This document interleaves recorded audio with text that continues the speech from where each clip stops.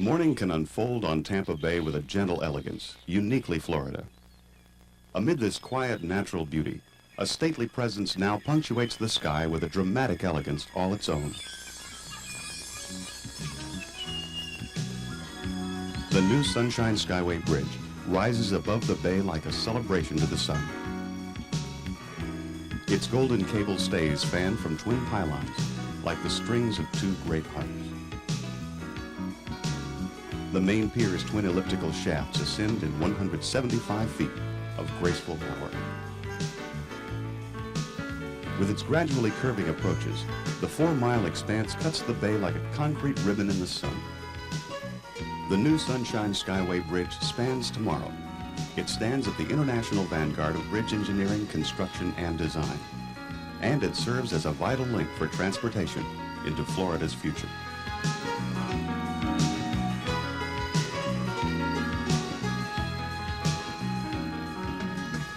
Florida's Sunshine Skyway Bridge is the first of its kind in the United States. A precast concrete segmental cable-stayed bridge featuring a single plane of stays down the center line. It represents a profound engineering and construction achievement. A look at just a few of the structure's vital statistics reflects why. The bridge with approaches stretches 21,818 feet, 4.1 miles across the lower Tampa Bay. The 1,200-foot main span, providing a minimum vertical clearance of 175 feet, is the longest concrete segmental cable-stayed bridge in the Western Hemisphere. The 175-foot main piers are founded on 44 5-foot diameter concrete-filled drilled shafts, penetrating 100 feet into the bottom of the bay. The single concrete pylons atop the two main piers soar 242 feet above the roadway, towering 43 stories above the waterline. 21 cable stays run through each of the pylons. The continuous cables range from 296 to 1,265 feet long, forming a distinctive and dramatic single plane down the center of the bridge. Extending 4,000 feet between expansion joints, the main span unit consists of more than 300 precast concrete segments. At 95 feet wide, 150 to 220 tons each, these are the largest and heaviest segments ever to be precast for a bridge. While the Sunshine Skyway Bridge stands completed today in triumph, its genesis, its necessity, found its origins in tragedy. Early in the morning of May 9, 1980, the 35,000-ton freighter Summit Venture veered off course in a storm. The ship slammed into the old bridge, shearing off a main pier and sending a quarter-mile of southbound roadway into the water below. 6 cars, a pickup, and a Greyhound bus fell with the severed bridge, tragically killing 35 people. Following the initial shock, the disaster put the state of Florida in a quandary. Rebuilding the damaged bridge would be quicker and cheaper than constructing a new structure. But was it just stalling the inevitable? That original span, the first Sunshine Skyway Bridge, was completed in 1954. Its 854-foot main span made the bridge a Florida wonder in its own time. Replacing an antiquated ferry, the bridge opened a new frontier of travel for residents and tourists. It was heralded as the hands across the bay. The damaged span of the old Skyway was completed in 1970, built as a southbound match to an original span. By the time the accident occurred, both spans were showing the effects of age, weather, and increased traffic. This and other issues convinced then-Governor Senator Bob Graham the time for a new bridge was at hand. One, the fact that the interstate program was going to expire in the next 2 or 3 years, and if we did not get under contract, we wouldn't be able to take advantage of the $80 to $90 million of interstate funds which were in fact used. The need for the Port of Tampa to have a more reliable, a larger window into the harbor. The increasing traffic across the Skyway and the inadequacy of the less than interstate designed roadway to meet that demand. Those were all some of the factors that went into the consideration to proceed with the new bridge. When the decision was made to build the new bridge, it was determined from the very beginning that it had to be safe, It had to be safe from not only the elements, but safe from a standpoint of ship impact. We wanted a wider opening so the ships could more easily navigate under the bridge. We wanted a bridge that met all of the modern Interstate standards. Those were the things that we expected, and these are the things that we got. I think that it needed to be, and it certainly has in completion, served as a spotlight on the future of Florida. In order to provide competitive cost comparisons, the Florida Department of Transportation sought designs based on both concrete and steel construction. Fig & Mueller of Tallahassee, a firm internationally recognized for its pioneering work in concrete segmental bridge designs, was awarded the primary engineering contract. The firm proposed a precast concrete segmental structure based on the Bretonne Bridge in France, designed by Jean Mueller, a recognized authority in precast segmental bridges, and a principal in the engineering firm selected.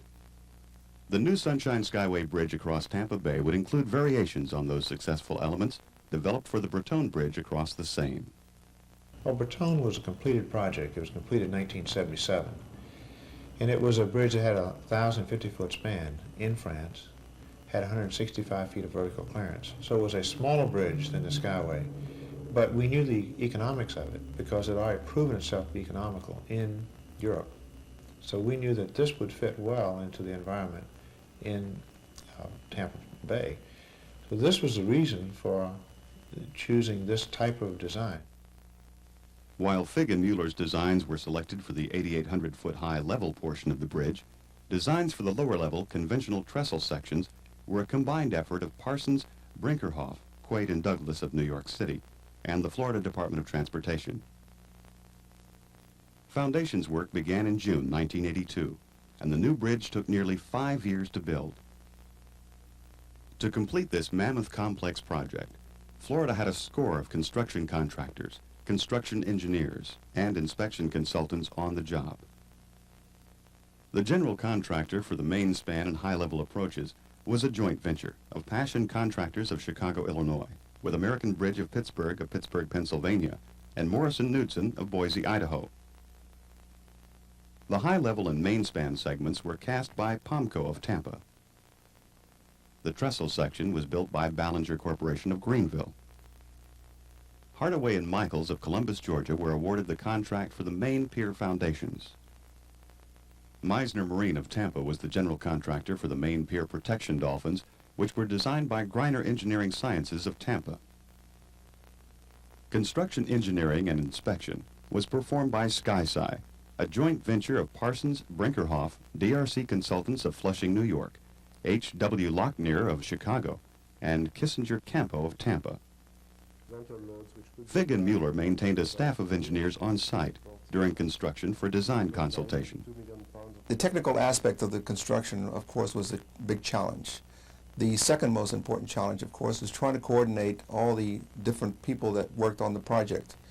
We had a variety of talents available to us, highly talented people, both engineers and construction people. Safety is an elemental concern in the design and construction of any bridge. For the new Sunshine Skyway Bridge, it was paramount. The riveting image of a shattered former bridge left no room for questions about the new bridge's safety features. Further, by the year 2006, 22.3 million cars were projected to annually cross the bridge. The new Skyway was designed and built with multiple interrelated safety features, ranging from stone barrier islands at the main piers to high-tech monitoring systems, to exacting specifications for protecting the structure from ship impact damage and the natural effects of Tampa Bay weather. Within the bridge design itself, we addressed the ship impact by taking into account very high horizontal loads which could be applied at the water level on the piers supports themselves. These loads vary from 2 million pounds on the low level to 12 million pounds for the main pier, each side of the channel. So this is in addition to the protection which is external to the bridge itself, the dolphin protection and the artificial islands. The most prominent safety features are 4 protective dolphins, situated 300 feet on both sides of each pier. Each dolphin is an imposing mass of cast-in-place concrete, steel, and stone, 60 feet in diameter, 16 feet above the waterline, with interlocking steel sheet piles driven 20 feet into the bottom of the bay. The dolphins can absorb 380 million foot-pounds of energy. Inconceivable as it would be, if a dolphin failed, a ship still couldn't reach the main piers because of 8-foot-high stone barrier islands surrounding each pier and the 12-foot steel reinforced concrete collar around each pier foundation just above water level. The main piers were designed to withstand ship impacts of up to 12 million pounds. Further, they were designed to withstand the force of a Gulf hurricane. Special criteria were established for hurricane loads, which are, can happen in Tampa Bay. And one of them was that the bridge had to withstand 250 miles per hour wind, with only 80% of the strength of the bridge being mobilized. And the bridge had to be, we made a model, and it was tested in a tunnel in the University of Ontario by Professor Davenport for high wind dynamic behavior and static strength. And the results were very pleasing, and we were happy with it. The new bridge has an increased vertical and horizontal clearance as compared to the old bridge, thereby enhancing ship traffic safety. The old bridge had a center span measuring 860 feet wide, offering 149 feet of vertical clearance. The main span of the new bridge is nearly 400 feet longer and 30 feet higher. In addition, the designers of the new Sunshine Skyway Bridge placed it 1,000 feet to the east of the old bridge, putting it further away from a hazardous bend or dogleg in the channel. A myriad of unique design elements and construction methods give the Sunshine Skyway Bridge world-class distinction. One element in particular is the design and precasting of the roadway segments. Well, the technique of precast segmental is something that we have worked on around the world. And this particular bridge had a challenge because the segments were 96 feet wide and 12 feet long, and they weighed anywhere from 150 to 220 tons, depending on where they were in the bridge, which made them the largest ever put into a bridge and the heaviest. Two different size roadway segments were manufactured for the bridge's 8,860-foot center section. The ascending twin high-level approaches uses the bridge's smaller segments. These are match-cast trapezoidal box girders, 42.9 feet wide, 17.8 feet long, and 8 feet deep, weighing about 75 tons each. 584 of these segments make up the parallel high-level approach decks, which are aligned 9 feet 9 inches apart. The 4,000-foot main span unit is a single superstructure consisting of 333 precast concrete segments. These mammoth trapezoidal segments are 95 feet wide, 12 feet long, and 15 feet deep, weighing between 150 and 220 tons each. They were precast with internal struts and inclined webs 12 to 14 inches thick. These large segments were precisely match cast. The record-setting width enables the segments to carry 4 12-foot traffic lanes, 2 10-foot outer emergency lanes, and 2 6-foot inner emergency lanes, and a 12-foot center median to accommodate the cable stays. Another interesting thing we've done with the Skyway Bridge is we're riding on the as-cast surface, which is an inherent feature of precast segmental bridges. When they're properly built, they're so accurate, you can ride right on the surface of the bridge without any topping. Roadway segments were cast at Pomco's 16-acre casting yard in Port Manatee, 4 nautical miles from the bridge site, to which segments were barged. The segments were match cast in casting machines custom built by the Simons Corporation. Reinforcing steel used in the segments and throughout the bridge was epoxy coated to prevent corrosion. An assembly line type process was used whereby reinforcing bars were pre-tied in jigs. So while one segment was being cast, the reinforcing steel for the next segment was tied. The 95-foot segments were match cast to a zero-gravity profile known as a casting curve. This is basically the finished grade, with mirror image short and long-term deflections superimposed. The most unique processes, I would say, were when casting the large roadway segments. That's all. With the type of forms we used with this large segment, to maneuver this large segment and then to align it, so you can later on reproduce your casting curve. You have to know you have a a curve calculated by a computer somewhere else, and now you have to reproduce this in cast in stone and cement. You have to reproduce this curve. This was, I think, the biggest challenge.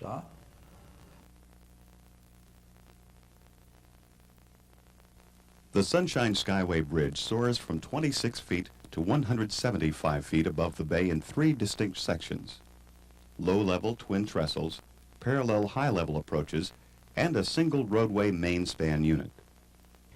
The overall bridge is 4.1 miles from shore to shore, and about 12,000 feet of the bridge, 3/4 of a mile on the north end, and probably about almost 2 miles on the south end, a very conventional reinforced concrete construction. Then in the center, 8,878 feet, we moved to a precast segmental design, and that was divided into 2 sections. The center 4,000 feet, including the main span of 1,200 feet, were precast segmental units that are 95 feet wide and were erected essentially by the balanced cantilever construction method. The other high-level approach sections, where the bridges, still twin bridges, were done in the span-by-span method of erection, similar to the bridges in the Keys. So it was the method of construction divided out the type of bridge section that we ended up with in the construction of the bridge. The majesty of the Skyway's high-level section is preceded by twin trestle roadways approaching from the north and south. The twin trestles consist of 8-inch thick poured-in-place concrete decks. Each concrete deck is carried by 5 100-foot ash-toe Type 4 pre-stressed girders, spanning poured-in-place piers. The girders themselves rest in pockets on the pier cap beam, supported by 2 columns tied together by a diaphragm or web wall along the center line. A frangible strut located just above the waterline connects the pier caps of the twin trestles. The strut was designed to transfer approximately 500 kips in the event of ship impact. Each trestle is 40 feet wide, providing 2 traffic lanes and 2 emergency lanes. The trestles include 256 100-foot spans with expansion joints located every 400 feet of roadway. The girders were shipped by barge to the site, lifted onto piers with a floating crane, then tied together with poured-in-place diaphragms. Northbound decks were placed first using a crane and bucket method. The southbound deck concrete was placed by trucks on the finished northbound deck, using a bidwell conveyor to move the concrete across the 12-foot gap.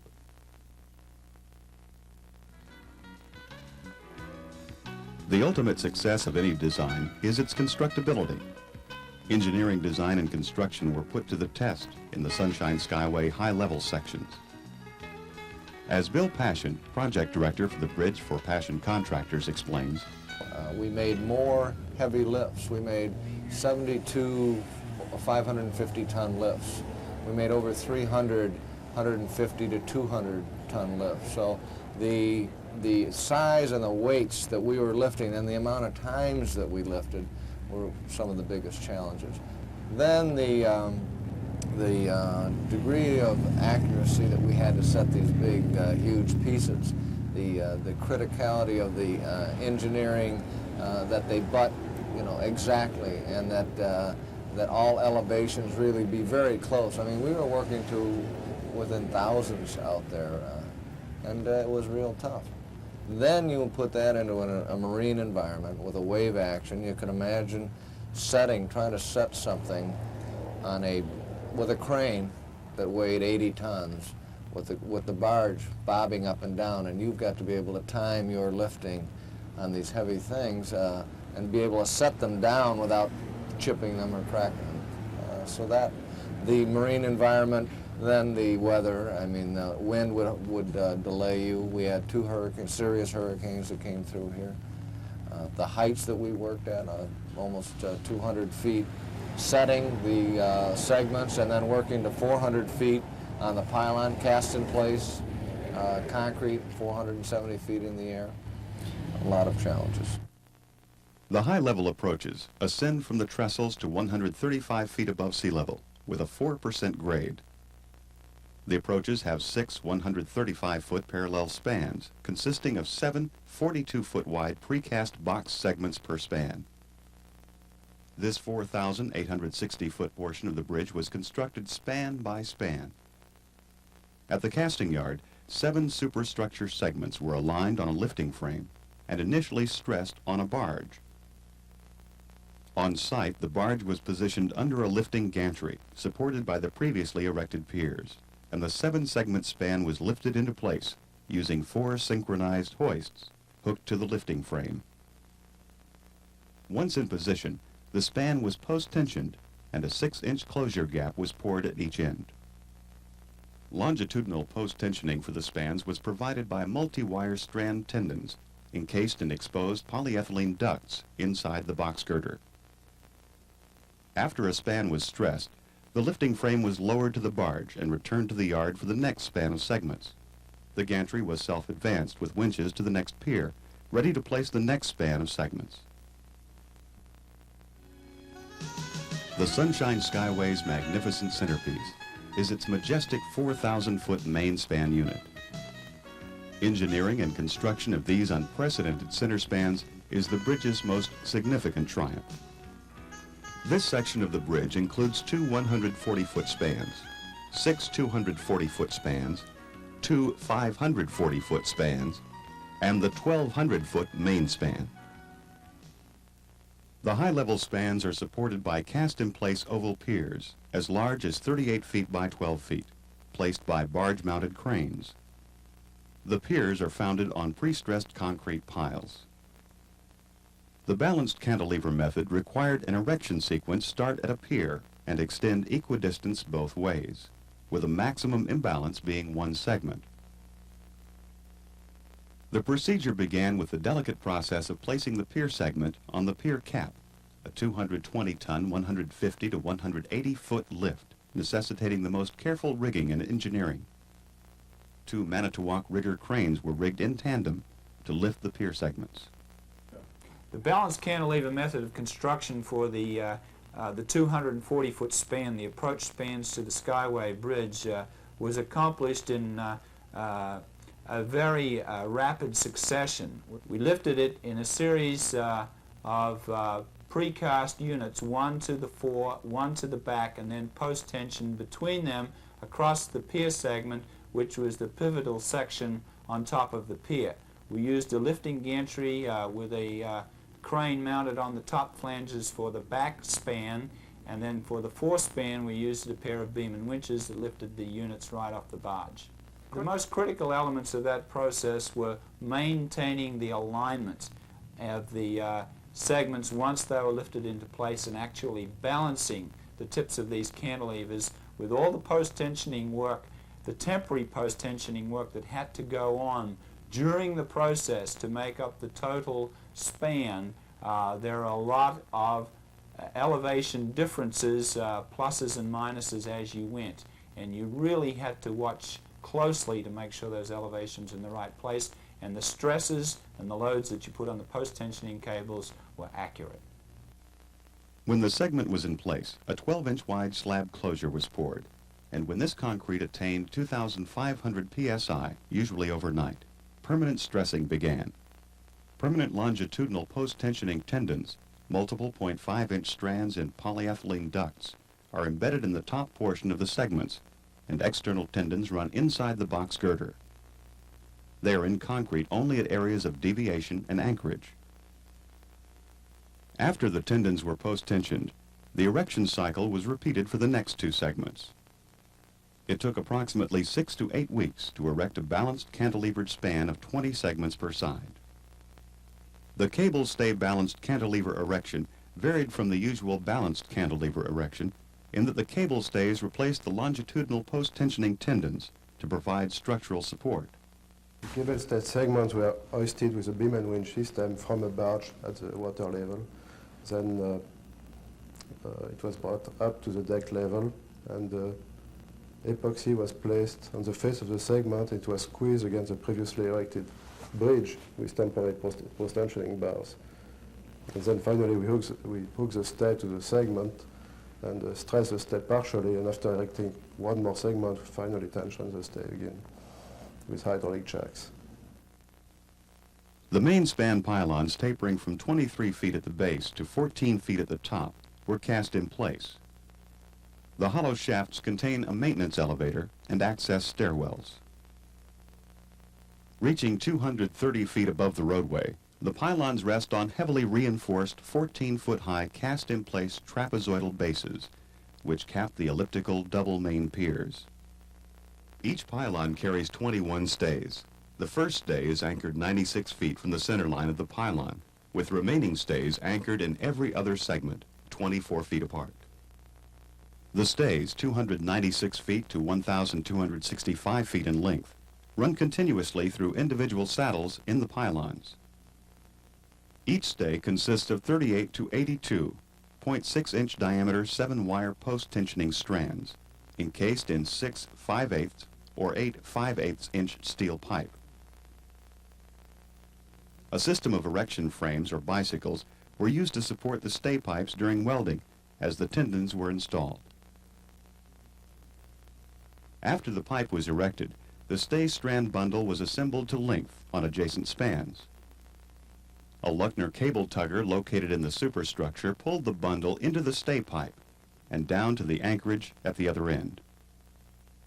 After the anchor head and wedges were placed, the stressing was performed simultaneously from both ends, using 1,700-ton hydraulic rams on manipulators. To protect the cable strands, expansive thixiotropic cement grout was pumped into all stay pipes, along with the cable.